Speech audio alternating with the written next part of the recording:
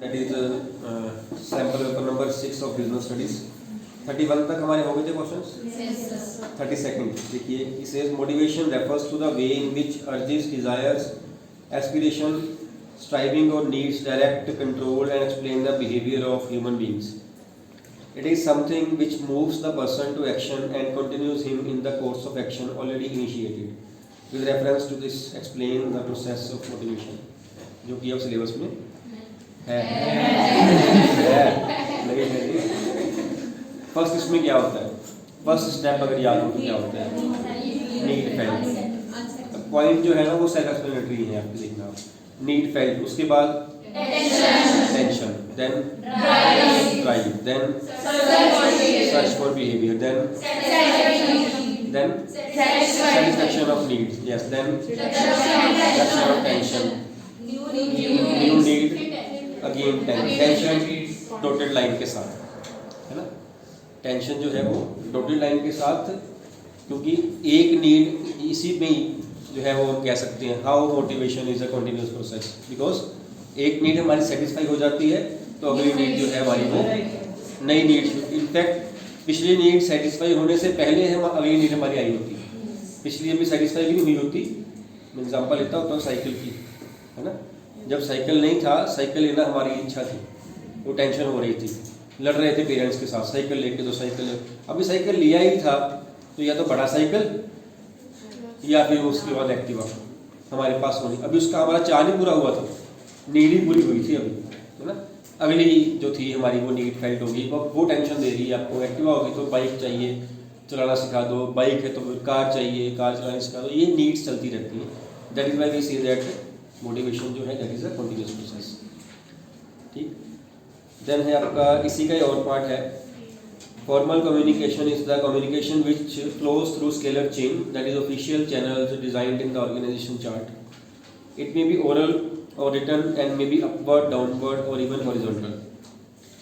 With reference to this, write 3 major merits and 3 major demerits of formal communication. Simple question है, write any 3 merits and demerits of formal communication. इसमें कोई case study नहीं बनती है। बताइए पहले formal की merits, only formal, not informal. 3 merits and 3 demerits of formal communication. First of all, what is the meaning of formal communication? कोई ऐसा बच्चा बताए जिसने अभी तक आज एक भी आंसर नहीं दिया मेरे को? ऐसा बच्चा बताएगा जिसने आज एक भी आंसर नहीं दिया फॉर्मल कम्युनिकेशन? अब सब ऐसे करके बैठ के नीचे करेंगे। अभी कोई आंसर दे देगा, सब आप उठो ऐसे बैठ जाएंगे फिर बाद में कि अब आंसर आ गया। जिसने आज कोई आंसर नहीं दिया मेरे को हैंड रेज करो। नहीं दिया, जिसने नहीं दिया तो था, ये नहीं कि जो आंसर देगी। जिसने आंसर नहीं दिया, 2 बच्चे हैं सिर्फ जिन्होंने आंसर नहीं दिया आज। मेरे को लग रहा है 2 ने आंसर दिया, आपने नहीं दिया answer. She is very eager कि मैंने आंसर, मेरे से पूछ लो sir. Navjot, what is formal communication?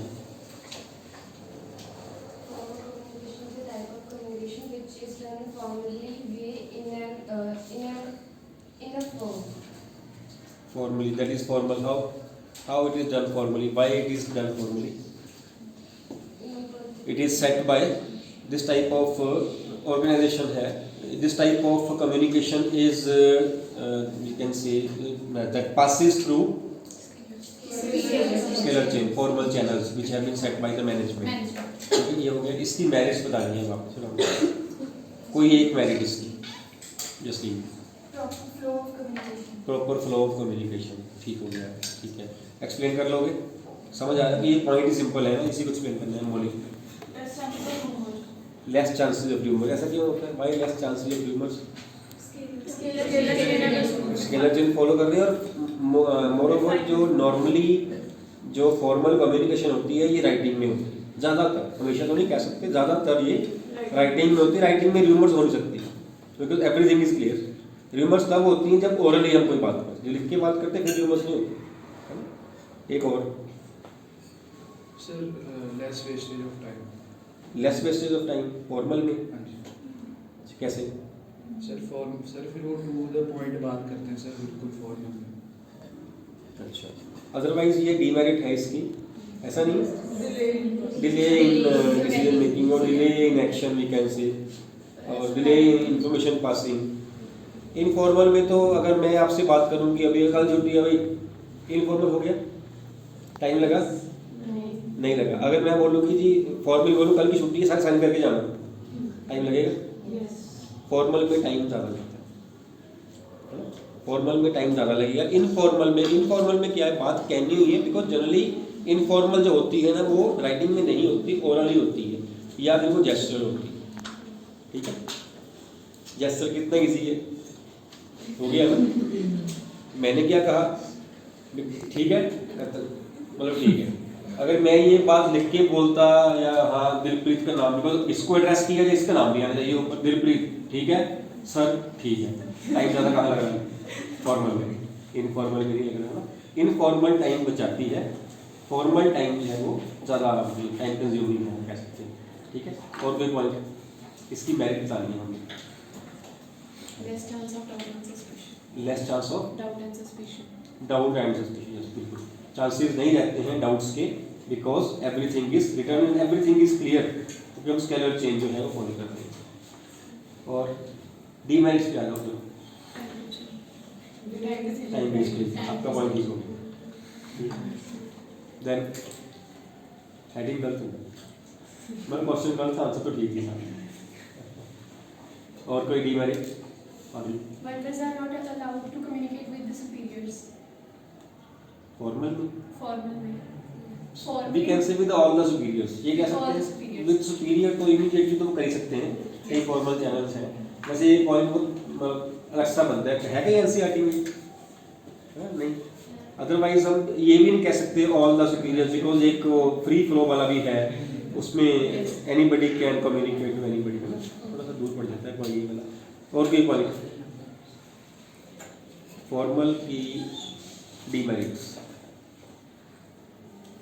Chances of wastage of time बढ़ गए, हो गया वो ठीक है, भी ठीक हो गया, दोनों बार ठीक है ये बात। डिले इन दैट डिसीजंस और टाइम वेस्टेज, है ना, ये कह सकते हैं। और कोई, इसीलिए मैंने बताया पहले फॉर्मल का मीनिंग कर लो, उसके बाद ही आप कर सकते हो, तो कर लोगे तो बाकी को समझ नहीं आएगा, इसको मीनिंग भी पता है फॉर्मल। डीमेरिट,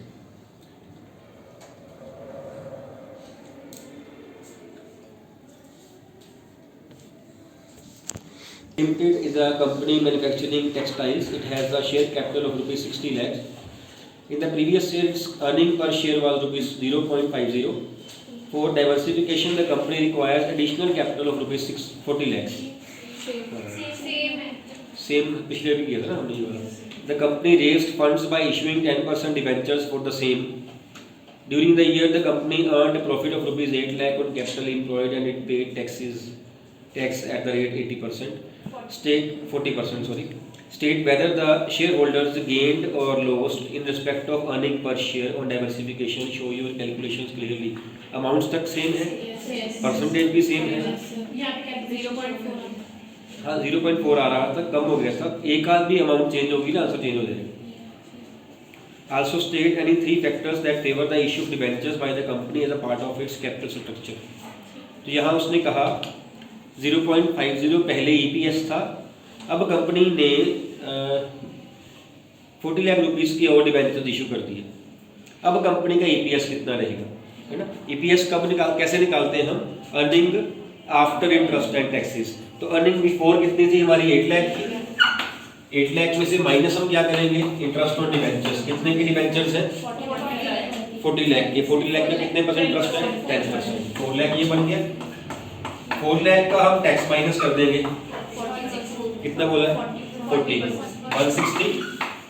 हमारे पास प्रॉफिट आफ्टर टैक्स आ गया 240, but will be earning per share. Earning per share will be profit after tax divided by number of shares. Number of shares are 60 lakh rupees दिए, उसने कहीं लिखा है 10 रुपीस का शेयर है, इसको यहाँ लिखना चाहिए 10 रुपीस का शेयर है ना, ये तो गलत हो जाएगा, ये तो आंसर आगे पीछे हो जाएगा। तब हम उसको 4 लाख से 6 लाख से करेंगे, या हम उसको 100 का और 60,000 से करेंगे। ठीक, हम मान के चलते हैं कि 10 रुपीज़ का है, ठीक। तो 6 लाख के साथ इसको हम डिवाइड कर देंगे, कितना बन जाएगा 0.40 रुपीज़ पर share is the earning. Earning कितनी थी ये 0.50। ठीक, अर्निंग जो है उसमें से इंटरेस्ट और उसके बाद टैक्स जितना बाकी बच जाए उसको नंबर ऑफ इक्विटी शेयर से डिवाइड कर देना। अर्निंग पर शेयर आपकी आ जाएगी। यहाँ हम ये ज्यूम कर रहे हैं 10 रुपये का शेयर, उसने बताया नहीं हुआ, अदरवाइज बताया था। ठीक, तो पहली बात तो ये होगी the share holders have lost, and second he asked also state any 3 factors that favour the issue of debentures. हमने हमारे पास दोनों ऑप्शंस हैं, शेयर्स भी हम इशू कर सकते हैं, डिबेंचर्स भी कर सकते हैं। हम डिबेंचर इशू करना चाह रहे हैं, what are the positive points of issue debentures? तो बहुत सारे थे ना हमारे पास, एक बताना पहले, वो बच्चा बताएगा जिसने आज कुछ नहीं बताया पहले। ऐसे मत बोलो, नीचे कर लिएगा, मुझे मत पूछो। छुप रही है पीछे संजीत इतना छुप रही है कि बस एक आंख उसकी जो है ना मेरे को देख रही है कि सर देख रहे हैं कि नहीं देख रहे हैं। बस संजीत आंसर देखिए, why the debenture should be preferred over equity shares? नहीं बताना, कहते कम लगती है, कह सकते हैं कम लगती है फ्लोटेशन कॉस्ट। ओके ठीक है। सेकंड 2-3 पॉइंट में बहुत वेटेज वाले पॉइंट है। Tanveer, control is not diluted because equity share का आपके कंट्रोल रहता है। Debenture holders they have no voting rights, no voting rights। और कोई पॉइंट? एक पॉइंट हो रहा है Kanika, flexibility in terms of what? Equity shares cannot be returned, but debentures when they are kept idle, they can be. They have flexibility of redeeming the debentures whenever the company has surplus funds। ज़्यादा पैसा है, debenture redeem करो, अपना interest कम करो। Equity shares are generally irredeemable, होते नहीं है, जितना आ गया वो तो हमारे पास आएगी। तो जनरल केसेस में इक्विटी हम रिडीम नहीं करते। एक और पॉइंट है, मैं उसकी वेट कर रहा हूँ। मेरे को लग रहा है मौलिक को दिवाइशी वही पॉइंट ही पता है। कौन सा वाला है? कौन सा वाला? यस, इसे एक्सप्लेन कौन करेगा? टैक्स डिडक्टेबल की बात हो रही है, टैक्स डिडक्टेबल की बात हो रही है। और कोई one of the major merits of this. हाँ जी हर्षिता।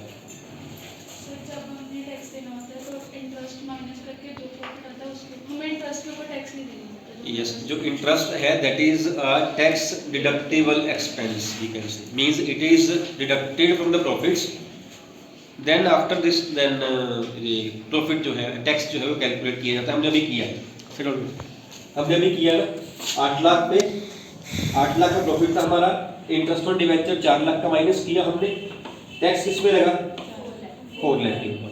अगर इसके बाद हम रिजर्व देंगे या डिविडेंड देंगे, राधा इसके बाद हम डिविडेंड देंगे, है ना, मीन्स डिविडेंड जो है उसके पहले टैक्स लग चुका होता है, ऐसे ही है ना। अगर ये इंटरेस्ट ना होता, यहाँ पे डिवेंचर्स ना होते, सारे के सारे इक्विटी शेयर्स हमारे पास होते, टैक्स किस पे लगता? फिर टैक्स कितना बनता? 8 लाख का 40%, 3 लाख 20%। वहाँ टैक्स पड़ रहा है 160, है ना, यहाँ टैक्स पड़ रहा है 3,20,000 रुपये। रीजन क्या है इसका? जो इंटरेस्ट ऑन डिवेंचर है या interest on any outside boarding जो है वो आपका पहले माइनस हो जाएगा, जिससे आपकी अर्निंग जो है वो कम हो जाएगी और टैक्स भी कम लगेगा आपको। ठीक है ये बात। एंड नेक्स्ट है आपका लास्ट क्वेश्चन, इसका first part. The marketing process involve the number of functions और activities to be performed by the marketer to provide goods and services to the customers. In the light of this statement, explain any 6 functions. Simply explain any 6 functions. नाम बता देंगे आपने, 10-12 है हमारे पास, है ना, 12 है। इशिता एक बता रहा है, दोबारा बोलो first word.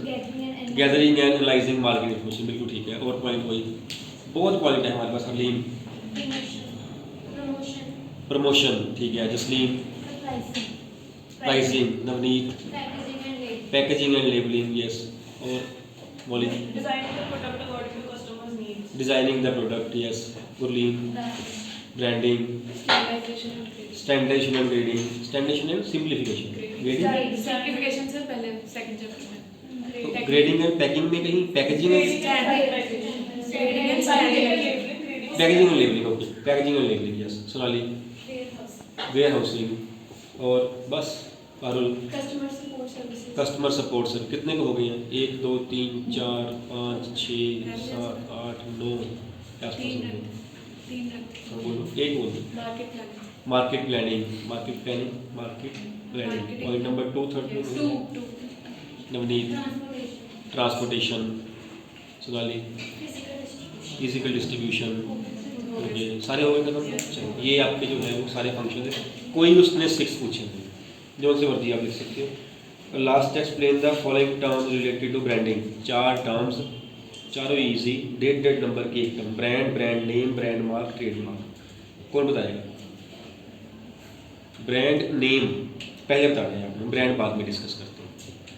Brand name 15, Part of brand which can be spoken. Which can be spoken, which can be written, which can be spoken, वो ब्रांड नेम है। और ब्रांड मार्क, शुभम आपने हाथ खड़ा किया था, बता दो। It refers to the part of the brand which can be recognized but cannot be spoken. Good. But which can't be spoken, which can be seen only, which can be recognized only. And what is brand? Brand. Just leave. Navjot. It is a name, symbol, logo, or the combination of those to differentiate the product from the other competitor. Brand name and brand mark का brand, ठीक है ना। वो definition बन गई आपकी वो। It is the combination of words, symbols, colours, logo, कुछ भी हो उसको हम जो है वो कंबाइन कर देते हैं, चाहे वो ब्रांड नेम हो, वो भी एक ब्रांड है।